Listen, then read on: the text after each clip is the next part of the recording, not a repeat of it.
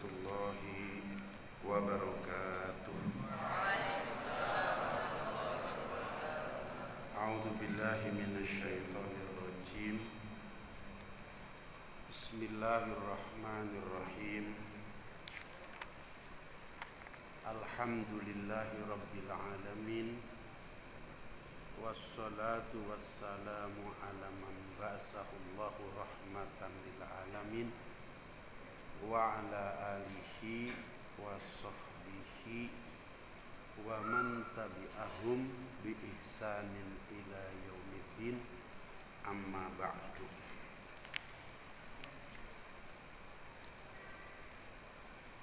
Ketua DKM Masjid Jamis As-Saifur Rahim dan seluruh jajaran pengurus yang lainnya yang saya hormati dan semoga dimuliakan oleh Allah Subhanahu wa taala di dunia dan di akhirat kelak. Para abdi, para alim ulama, para tokoh masyarakat, jamaah pengajian Masjid Jami' As-Saifur Rahim, dan anak-anakku, para santri Tahfizul Quran Sulaimaniyah As-Saifur Rahim rahimakumullah. Dari lubuk hati kita yang paling dalam, marilah kita bersama-sama memanjatkan puji serta syukur kehadirat Allah Subhanahu wa taala. Yang pertama, kita bersyukur kepada Allah Subhanahu wa taala. Allah telah memanjangkan usia kita sampai dengan saat ini. Kalau Allah tidak panjangkan usia, kita tidak akan duduk di dalam majelis yang sangat mulia. Kemudian kita bersyukur kepada Allah Subhanahu wa taala yang kedua. Setelah Allah memanjangkan usia kita, Allah Subhanahu wa taala menganugerahkan sesuatu yang sangat besar. Anugerah apakah itu?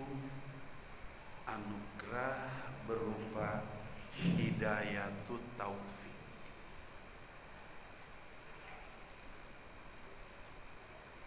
Hidayah yang kita bisa melakukan ketaatan kepada Allah Subhanahu wa taala,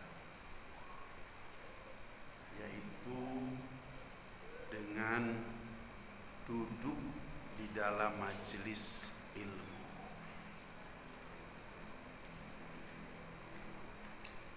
Kita bersyukur kepada Allah Subhanahu wa taala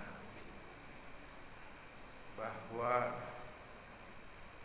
Allah Subhanahu wa taala setelah kita didudukan di dalam satu tempat yang mulia, di dalam majelis yang mulia, dan Allah dudukkan dalam satu kewajiban yang paling tinggi dibanding dengan kewajiban-kewajiban yang lainnya, yaitu tolabul ilmi. Seperti yang sering diulang-ulang oleh Abah, bahwa duduk seperti ini kedudukan keparduannya adalah faridotun, bukan fardun. Fardun dan faridot ziyadatun itu berbeda. Menurut kaidah lughah al-arabiyah, ziyadatul harfi tadullu ala ziyadatil makna. Menurut ilmu balaghah, yadullu ala asyaddu. Bertambahnya huruf menunjukkan akan bertambahnya makna. Kalau fardun itu adalah fardu, tapi kalau faridotun itu lebih fardu. Jadi mencari ilmu lebih fardu dari sholat, dari zakat, dari puasa, bahkan daripada ibadah haji. Ini yang harus kita syukuri kepada Allah Subhanahu wa ta'ala. Abah ingin pulang karena kewajibannya lebih tinggi, pahalanya lebih besar. Karena kewajibannya lebih tinggi, pahalanya lebih besar, niatnya juga lebih banyak. Kalau sholat cukup lillahi ta'ala, usolli fardhu zuhri arba'a raka'atin mustaqbilal kiblati imaman atau makmuman lillahi ta'ala, selesai. Zakat sebesar apapun yang dikeluarkannya, juta, kemudian miliar atau triliun, cukup lillahi ta'ala. Nawaitu an ukhrija zakatal mali lillahi ta'ala, cukup karena Allah.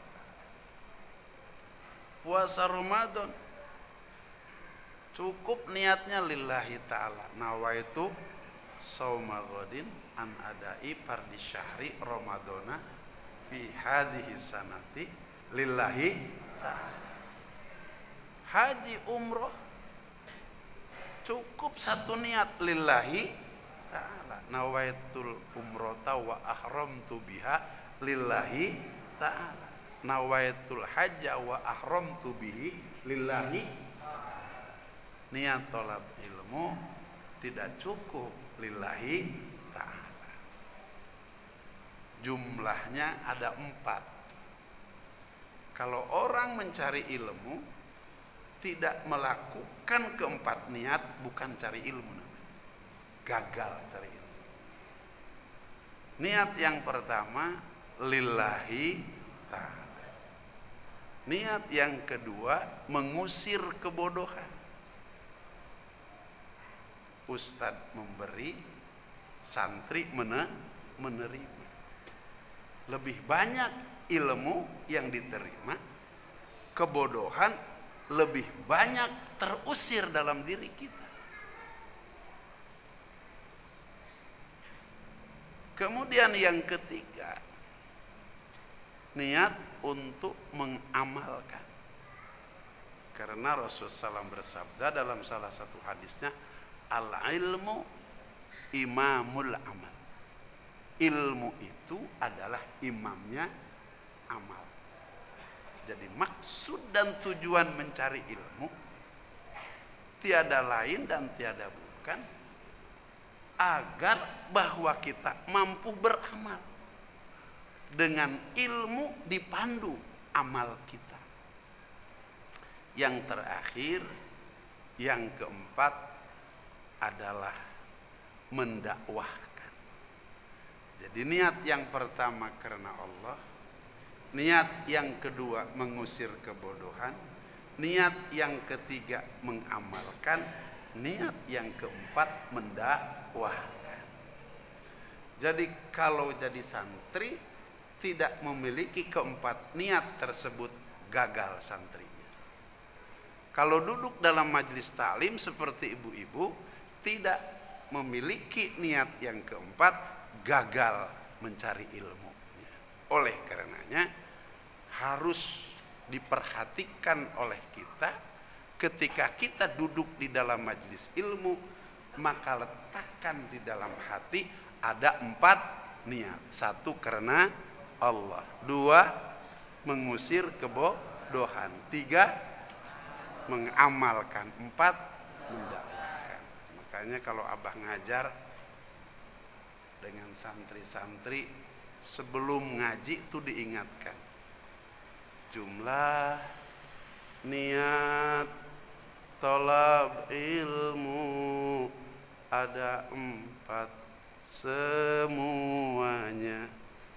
1 niat karena Allah melakukan perintahnya. 2 niat tolab ilmu, niat ngusir kebodohan dalam diri supaya jadi selamat. 3 niat tolab ilmu, niat untuk diamalkan oleh diri beserta teman-teman. 4 niat tolab ilmu, niat untuk didakwahkan pada umat di seluruh alam. Jadi ada berapa? Ketika kewajibannya lebih tinggi, pahalanya lebih besar, niatnya lebih banyak, waktunya panjang. Berbeda dengan kewajiban-kewajiban yang lain. Kewajiban sholat 5-7 menit selesai. Kewajiban zakat setahun sekali buat mereka yang nisab. Yang tidak nisab tidak usah.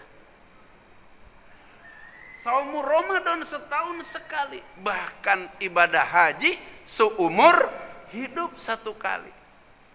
Tapi kewajiban tolabul ilmi panjang waktunya, minal mahdi ilal lahdi, sejak turun dari buayan sampai masuk ke lubang lahat. Artinya apa?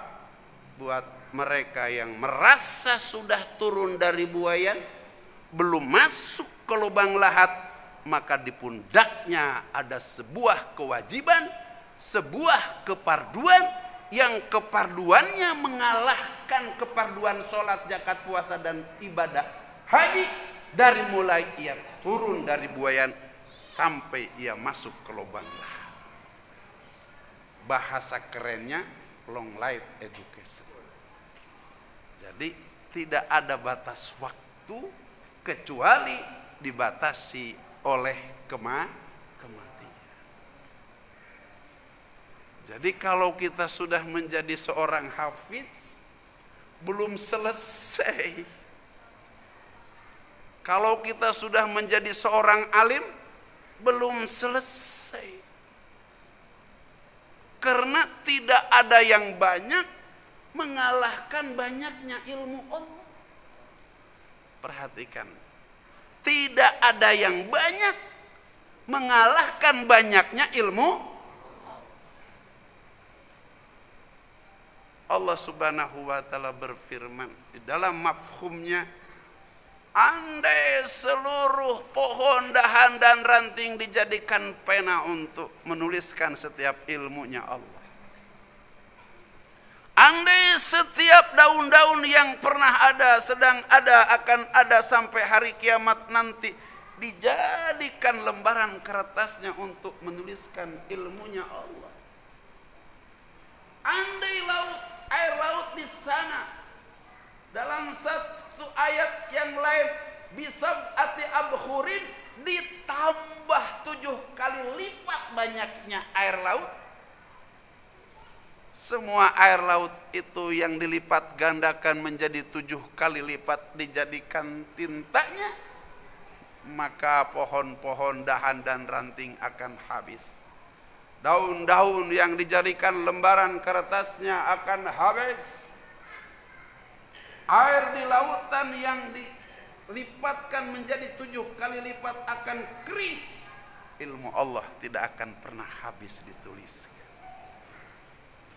Kita mengenal orang-orang yang tabahur dalam ilmu.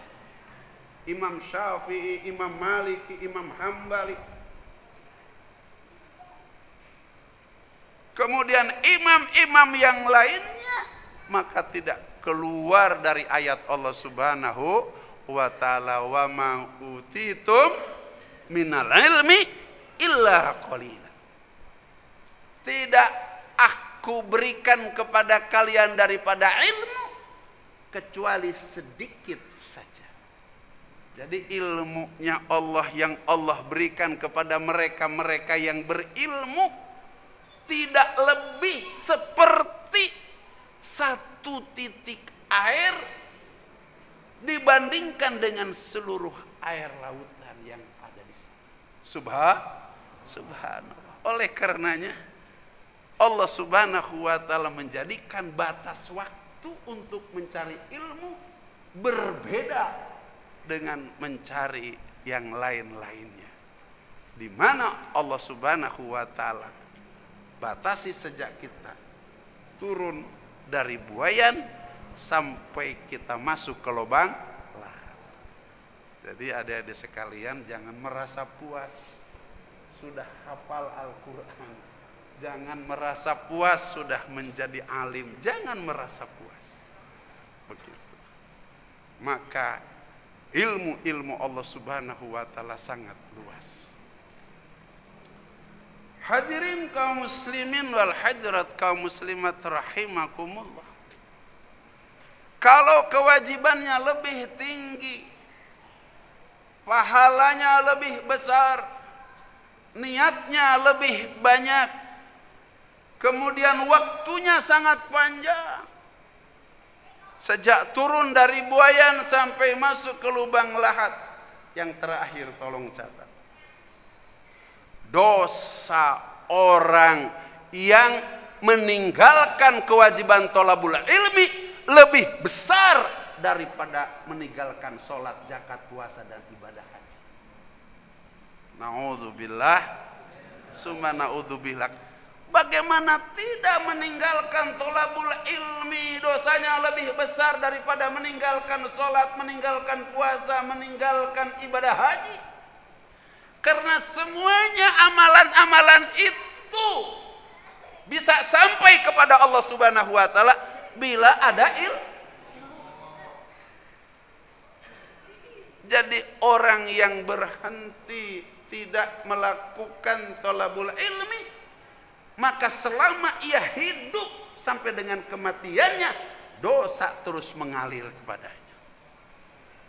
Bahkan ulama sampaikan ketika diajak thalabul ilmi 1 kali tidak mau, 2 kali tidak mau, 3 kali tidak mau, kemudian Allah nanti bosan melihat orang tersebut, di mana Allah Subhanahu wa ta'ala akan jadikan hatinya dicap oleh Allah Subhanahu wa ta'ala dengan cap Allah Subhanahu wa ta'ala, di mana Allah Subhanahu wa ta'ala berfirman dalam Al-Qur'an, khatamallahu ala qulubihim wa ala sam'ihim wa ala absharihim ghishawah. Dengan tutup, dikunci sama Allah Subhanahu wa ta'ala. Apabila sudah dikunci oleh Allah Subhanahu wa ta'ala, tidak ada yang dapat membuka lagi kecuali walahum azabun azim. Buatnya adalah azab yang besar, azab yang agung. Na'udzubillah summa na'udzubillahi min dzalik.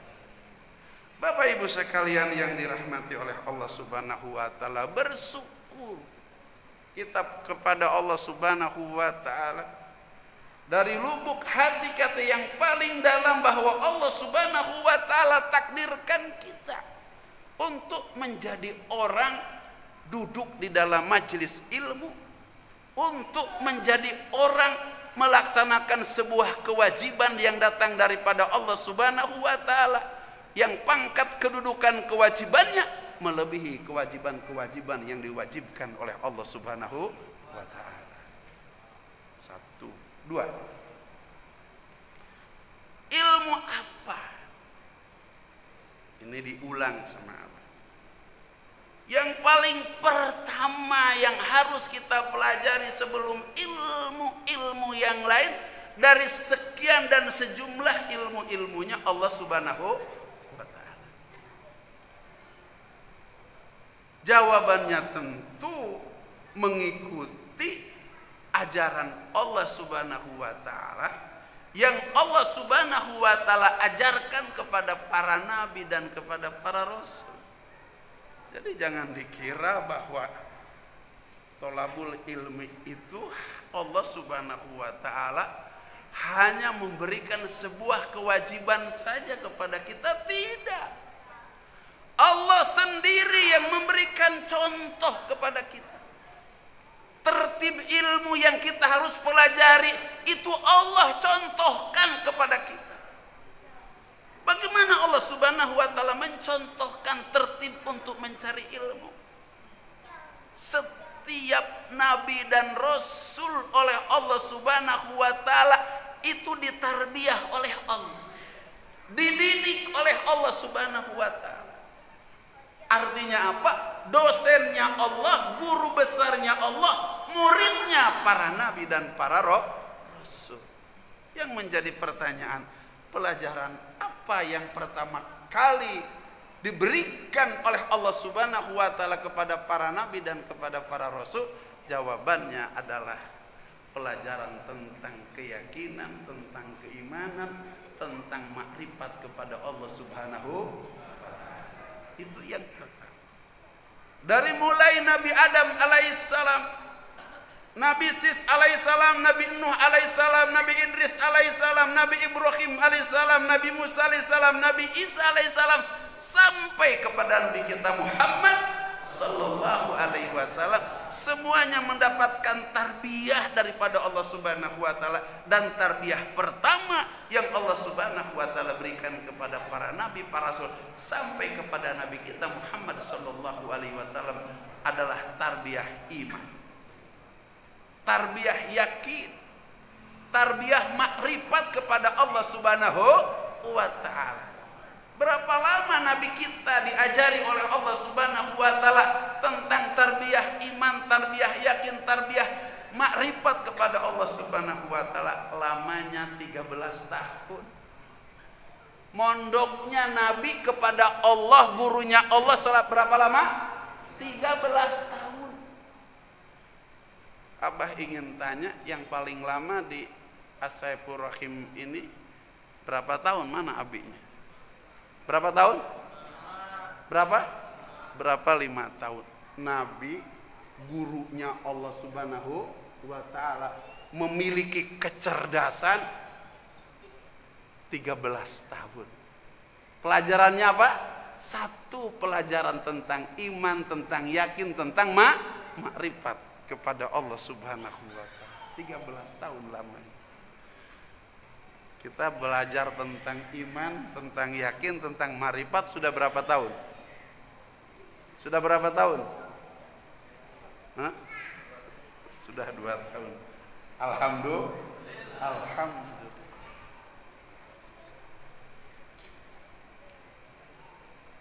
Jadi pelajaran yang akan disampaikan di dalam majelis ini adalah pelajaran tentang iman, tentang yakin, tentang makrifat kepada Allah, yang kita masih dalam iftitah, masih dalam muqaddimah. Abah juga sesungguhnya kalau istilah bahasanya sudah greget, ingin segera masuk ke dalam materi pelajaran tauhid, karena tidak ada pelajaran yang dapat menguras pikiran, menguras otak, itu adalah pelajaran tauhid. Karena dalam pelajaran tauhid itu berbeda dengan pelajaran fikih, berbeda dengan pelajaran tasawuf, pelajaran akhlak. Abah ingin sampaikan sebagai gambaran saja. Ketika ilmu tauhid menyampaikan wayajibu alal mukallafi ayat takida wa ayat rifa bi annallaha wujudun. Wajib kepada mukallaf ayat takida mengiktikodkan wa ayat rifa dan memakrifatkan bi annallaha wujudun, bahwa sesungguhnya Allah subhanahu wa ta'ala memiliki sifat wujud. Maka bahasa wayajibu di situ berbeda dengan bahasan fikih. Kalau fikih wayajibu di sini cukup wajib itu mayusabu ala fa'lihi wa yu'aqabu ala tarkihi. Tapi ketika wayajibu dalam bahasan ilmu tauhid itu maknanya ada dua.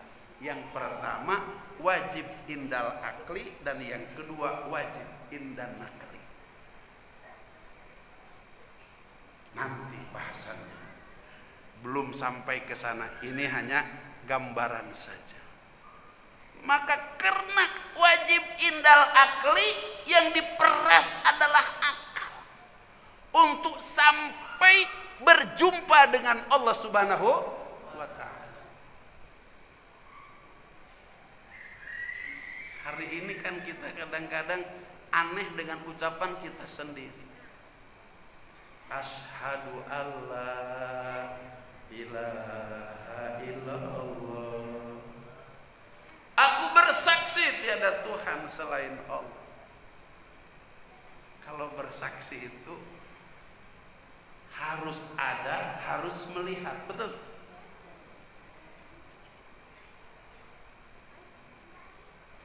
Kang Bungsu nikah. Oh, saya bersaksi Kang Bungsu nikah.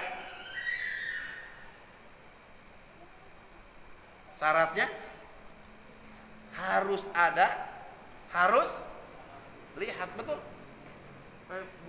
Ramdan bukan Bungsu. Ramdan nikah. Saya bersaksi Ramdan tuh nikah, Ustaz Ramdan tuh nikah. Berarti saya harus duduk, harus melihat. Yang menjadi pertanyaan, asyhadu alla ilaha, aku bersaksi tiada Tuhan. Kapan jumpa sama Allah? Jumpa sama Allah kapan? Sembarangan ngomong aku bersaksi tiada Tuhan selain Allah. Kapan menyaksikan adanya Allah? Ini harus ngaji yang akan sampai kepada kita sehingga kita dapat mengucapkan asyhadu alla ilaha illallah itu dari kata-kata wayajibu. Yang pertama adalah wajib indal akli. Wajib menurut akal. Uraiannya tunggu nanti. Menarik pelajaran tauhid itu. Lebih menarik daripada pelajaran tahfiz. Kalau tidak menarik, Allah tidak akan sampaikan kepada para nabi, kepada para rasul sebagai pertama kali yang diajarkan kepada para nabi dan kepada para rasul. Makanya Syekh Ibnu Ruslan menyampaikan dalam kitabnya, awalu wajibin alal insani ma'rifatul ilahi bistiqoni. Yang pertama diwajibkan kepada manusia adalah makrifat kepada Allah Subhanahu wa ta'ala, bukan yang lain-lain. Bukan sholat, bukan zakat, bukan puasa, bukan ibadah haji, bukan infak, bukan sodako. Tapi yang pertama diwajibkan adalah makrifat kepada Allah Subhanahu wa ta'ala.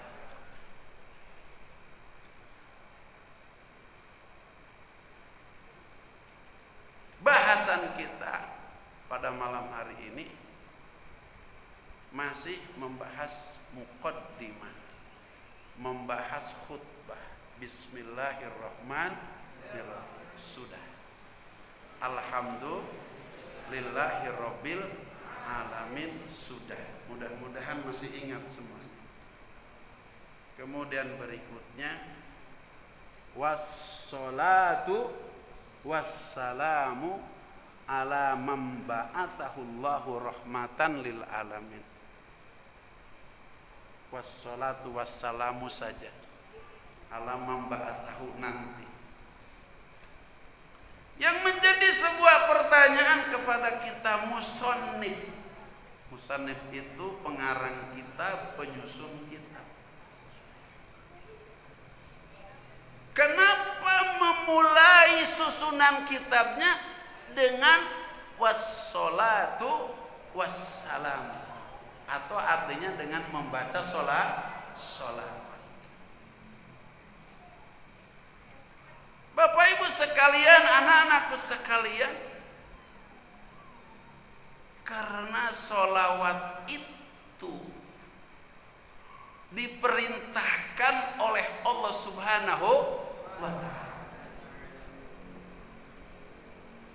Dan perintah sholawat itu memiliki keistimewaan dibanding dengan perintah-perintah Allah Subhanahu wa ta'ala yang lainnya, seperti perintah sholat, perintah zakat, perintah puasa, bahkan perintah ibadah haji.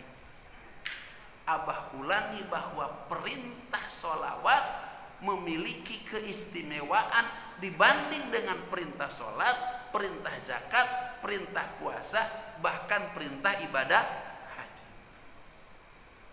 Apa keistimewaan dari perintah bersolawat dibanding dengan perintah Allah Subhanahu wa ta'ala yang lainnya? Ketika Allah Subhanahu wa ta'ala perintahkan kepada kita untuk sholat, Allah tidak sholat.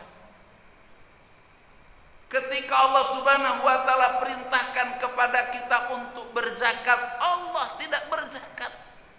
Ketika Allah Subhanahu wa ta'ala perintahkan kepada kita untuk puasa Ramadan, Allah tidak puasa Ramadan.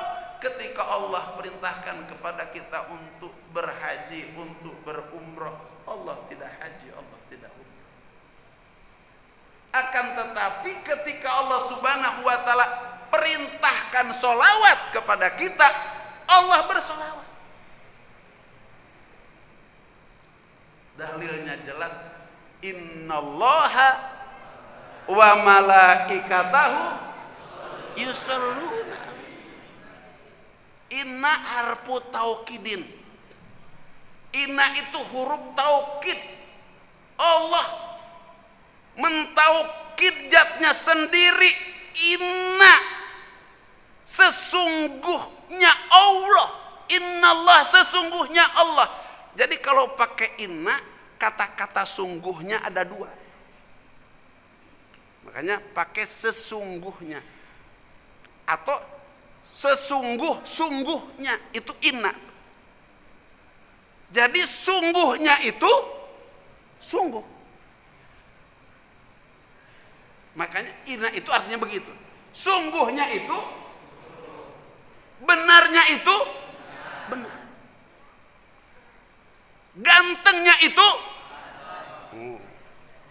cantiknya itu, nah itu inna itu.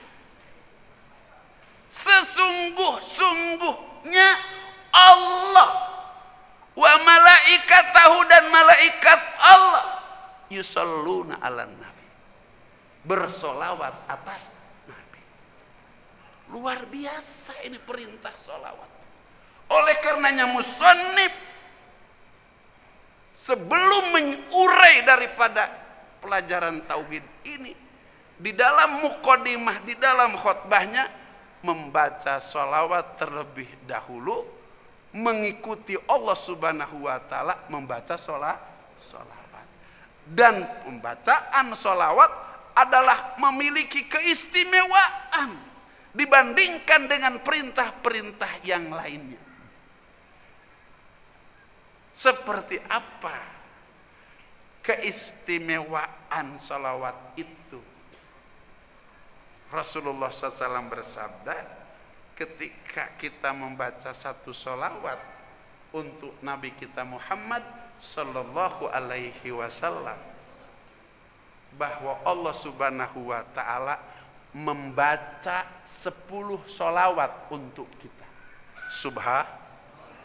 Ketika 1 sholawat kita bacakan, Allah berikan pahala 10 sholawat Allah membaca untuk kita. Bisa dibayangkan Allah membaca sholawat untuk kita, bagi kita yang membaca sholawat 1 sholawat saja. Begitu hebat perhatian Allah Subhanahu wa ta'ala kepada mereka yang membaca sholawat atas Nabi. Kemudian yang kedua, ketika kita membaca sholawat, maka sholawat yang kita baca dalam sholat, maka sholat kita akan diangkat, diterima oleh Allah Subhanahu wa ta'ala. Yang keempat, ketika kita membaca sholawat dan sholawat itu dibacakan di dalam rintihan doa kita, maka tidak ada doa yang dibarengi dengan sholawat kecuali doa kita dikabulkan oleh Allah Subhanahu wa ta'ala. Dan ada yang lebih istimewa ketika kita membaca sholawat atas Nabi Rasulullah sallallahu alaihi wasallam yang dalam keadaan berbaring di makbarohnya, di kuburannya, Rasulullah SAW bangkit menjawab sholawat umat. Bangkit Rasulullah menjawab sholawat umatnya. Kalau kita baca sholawat, Rasul bangkit menjawab sholawat kita sebagai umatnya.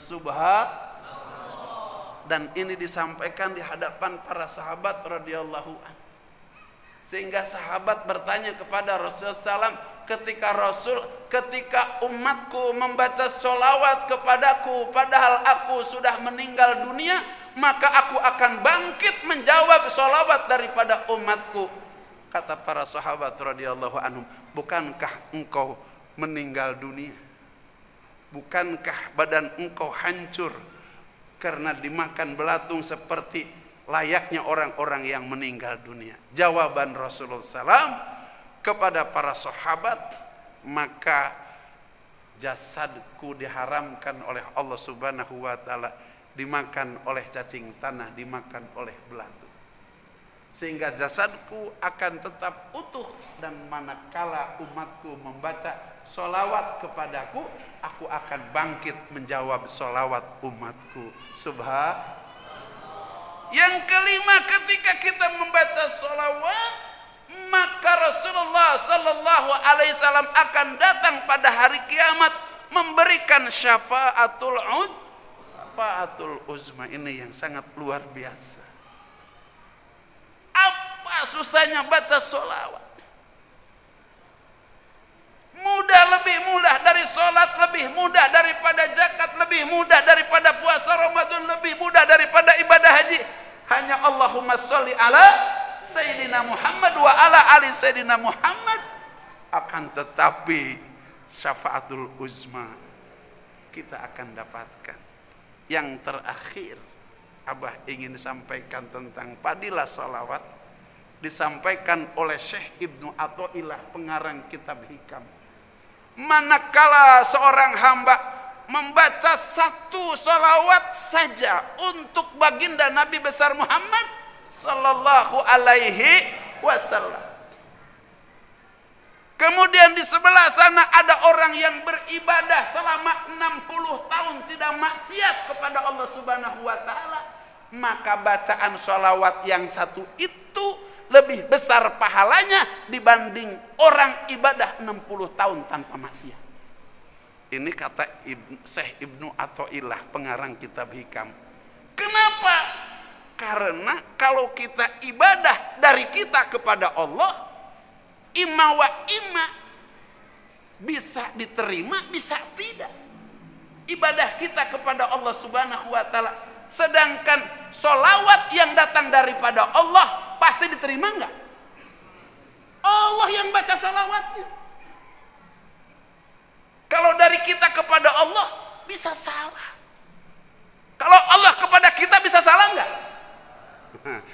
Ini kehebatan Syekh Ibnu Athaillah menyampaikan alasan bahwa apabila di sebelah sana ada orang ibadah 60 tahun tanpa maksiat kepada Allah, kemudian ada seorang hamba membaca 1 sholawat saja, maka 1 sholawat lebih besar pahalanya daripada ibadah 60 tahun.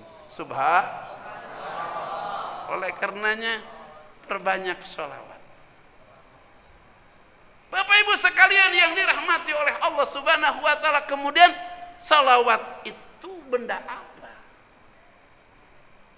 Kita harus tahu sholawat itu, karena sholawat itu maknanya ada 3.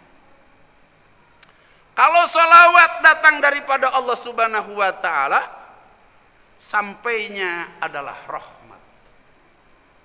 Kalau sholawat datang dari malaikat, sampainya adalah ampunan, istighfar.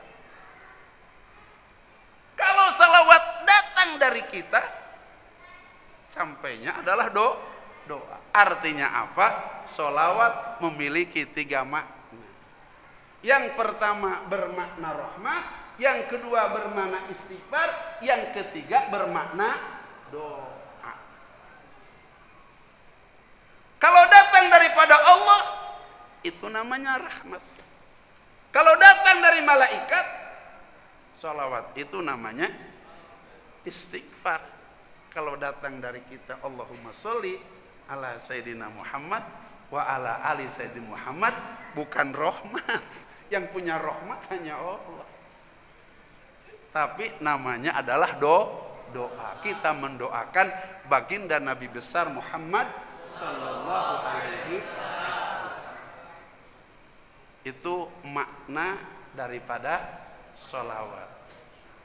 Jadi sekali lagi Abah ulangi, kalau datangnya daripada Allah, bentuknya adalah rahmat. Kalau datang daripada malaikat, bentuknya adalah istighfar. Kalau datang dari kita, bentuknya adalah doa.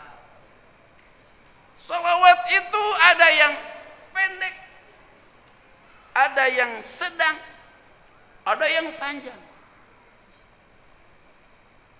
Yang pendek silahkan, yang sedang silahkan, yang panjang silahkan.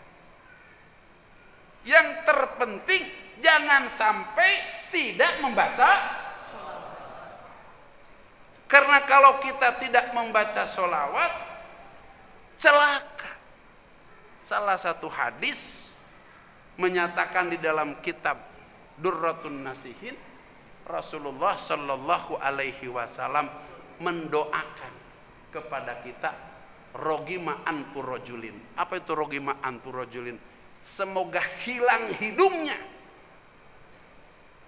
Kira-kira hilang hidung bahaya enggak? Hilang hidung bahaya enggak? Ini Rasul sampai mendoakan semoga hilang hidungnya bagi mereka yang ketika namaku disebut kemudian ia tidak membaca sholawat untukku. Naudzubillahi min dzalik. Yang paling takut itu manusia bukan hilang telinga, tapi yang paling takut hilang hidung. Oleh karenanya Rasulullah menyebutnya rogima anfu rajulin, hilang hidungnya ketika namaku disebut kemudian ia tidak membaca sholawat untukku. Abah ulangi, ada sholawat pendek, ada sholawat sedang, ada sholawat panjang. Sholawat yang pendek, Allahumma sholli ala Sayyidina Muhammad wa ala ali Sayyidina Muhammad, kita sudah hafal. Yang sedang, Allahumma sholli ala Sayyidina Muhammad wa ala ali Sayyidina Muhammad kama shollaita ala Sayyidina Ibrahim wa ala ali Sayyidina Ibrahim wa barik ala Sayyidina Muhammad kama shollaita ala Sayyidina Ibrahim wa fil alamina innaka. Disebutnya sholawat Ibrahimiyah. Yang panjang banyak, pelajari kitab Dalailul Khairat. Yang panjang banyak, ada sholawat nariyah, ada sholawat munfarijah. Allahumma sholli sholatan kamilatan wa salim salaman taman ala sayyidina Muhammadin alladzi tanhabul uqadu wa tanfarjul qurabu wa tuqdabil hawaiju wa tunalu birrahwa ibu wa sul khawatimi wa istasqal ghambiyan karim wa ala alihi wa sahbihi fi kulli lamhatin wa nafasin bi adadi kulli ma'lu milak. Ini agak panjang. Jadi ada sholawat pendek, ada sholawat sedang, ada sholawat panjang. Kalau santri yang pendek wajib bisa, yang sedang wajib bisa, yang panjang wajib bisa. Berhenti mondok di Sulaimaniyah kalau tidak bisa yang pendek, yang sedang, dan yang panjang. Karena kalian besok akan ditanya mana sholawat yang pendek, mana sholawat yang sedang, mana sholawat yang panjang. Kalau kita sudah bisa berdiri, ini yang pendek, ini yang sedang, ini yang panjang. Baru itu namanya murid pondok pesantren Sulaimaniyah As-Saifur Rahim.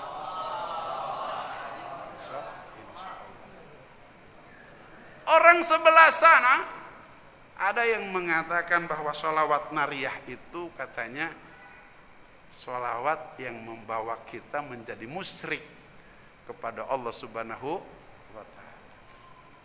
Ini orang enggak pernah ngaji tawassul. Cek urang jasinga ngajina can anggeus. Tahu ngajinya can anggeus? Ngajinya belum tamat, belum selesai. Sampaikan kepada orang-orang yang mengatakan ketika membaca sholawat munfarijah, membaca sholawat nariyah atau yang disebut dengan membaca sholawat kamilah itu ada unsur kesyirikan. Sampaikan kata Abah Raud, ngaji dulu di As-Saifur Rahim di sini. Ngaji dulu. Ngaji dulu. Tawasul itu boleh. Ini alam saja, aplak saja. Ini tawassulan bi Rasulillah sallallahu alaihi wasallam, dan itu Allah yang menyampaikan laulaka lamma khalaqtul aflak. Seandainya Muhammad aku tidak akan menciptakan engkau, seandainya aku tidak akan menciptakan engkau, maka seluruh ini tidak akan aku ciptakan. Semua tercipta karena aku menciptakan engkau. Ini tawasul, Allah saja ngomong kayak begitu. Masa kita tidak boleh bijahi nabiyika Muhammadin sallallahu alaihi wasallam, karena kehebatan Rasul engkau Muhammad sallallahu, maka kabulkan permohonanku. Boleh enggak ngomong begitu? Allah saja menciptakan semuanya karena Muhammad. Masa enggak boleh kita mohon kepada Allah karena Muhammad? Waktunya sudah habis. Kita enggak boleh lebih daripada 1 jam. Hadanallahu wa iyyakum ajmain wa adkhalana fi zumratil muwahhidin bi jannatin naim. Aqulu qouli hadza fastaghfiru innahu wal ghafurur rahim. Subhanallahi wa bihamdihi subhanallah bihamdika asyhadu an la ilaha illa anta astaghfiruka wa atubu ilaik. Subhana rabbika rabbil izzati amma yasifun wa salamun alal mursalin walhamdulillahi rabbil alamin. Alamam ba'asallahu rahmatan lil alamin. Tunggu setengah bulan yang akan datang. Billahi taufiq wal hidayah. Wassalamualaikum warahmatullahi wabarakatuh. Waalaikumsalam warahmatullahi wabarakatuh.